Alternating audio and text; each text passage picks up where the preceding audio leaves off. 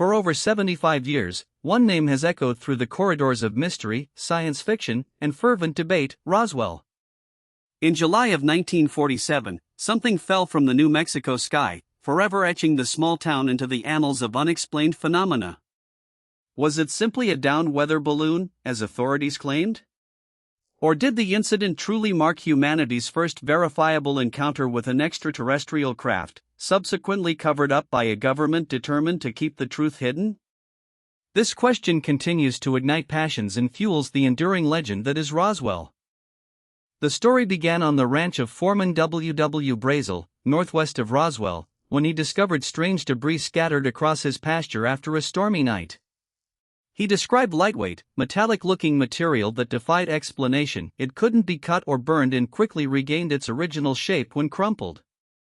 Brazel initially thought little of it, but after hearing reports of flying discs in the news, he decided to report his findings to Sheriff George Wilcox, setting off a chain of events that would mystify the world. On July 8, 1947, the local Roswell Daily Record newspaper ran a sensational headline: RAF captures flying saucer on ranch in Roswell region.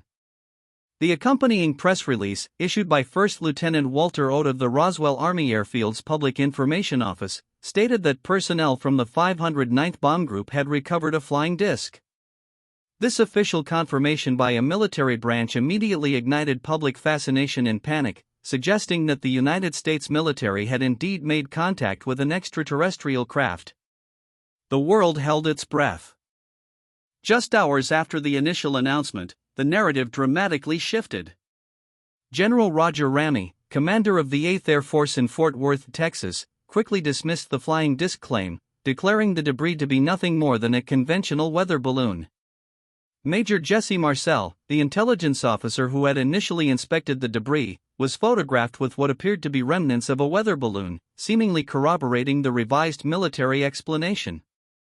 This swift and decisive change fueled suspicion from the outset, leading many to believe a cover-up was immediately implemented. For decades, the Roswell incident largely faded from public consciousness, officially closed as a weather balloon crash.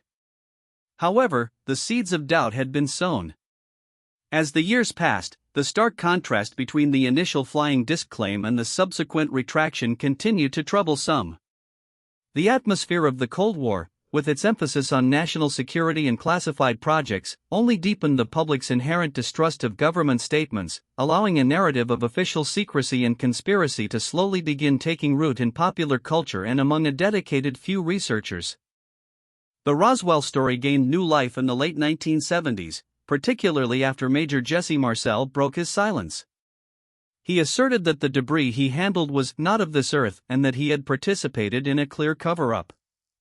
Other alleged witnesses, including former military personnel and local residents, began to come forward, sharing their own accounts of strange metallic wreckage, military intimidation, and even the recovery of alien bodies. These dramatic testimonies, often contradictory but equally compelling, reignited public interest and fueled the modern UFO phenomenon, placing Roswell back at its epicenter. Facing renewed public and congressional pressure, the U.S. Air Force published a comprehensive report in 1994, titled The Roswell Report: Fact versus Fiction in the New Mexico Desert. This report officially identified the recovered debris as remnants of a high-altitude research balloon from Project Mogul. Mogul was a top-secret array of balloons designed to detect Soviet nuclear tests during the early Cold War. The report explained that the unusual construction of these balloons, including radar reflectors and sound equipment, matched the descriptions of the strange debris. While the 1994 report addressed the debris, claims of alien bodies persisted. In response, the Air Force released a second report in 1997, Case Closed, the Roswell Report, focusing on the alleged recovery of extraterrestrial bodies.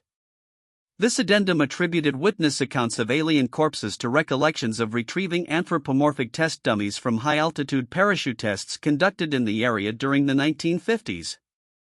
Furthermore, the report suggested that some witnesses might have conflated memories of different incidents over decades, leading to the conflation of debris and bodies. Despite the official explanations, the Roswell incident remains a powerful cultural touchstone.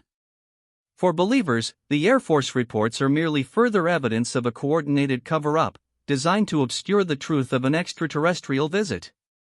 For skeptics, the incident serves as a classic example of misidentification, fueled by Cold War paranoia and amplified by rumor and speculation. The legacy of Roswell isn't just about what crashed in New Mexico, it's about our relationship with the unknown, our trust in authority, and humanity's perennial hope or fear of not being alone in the universe.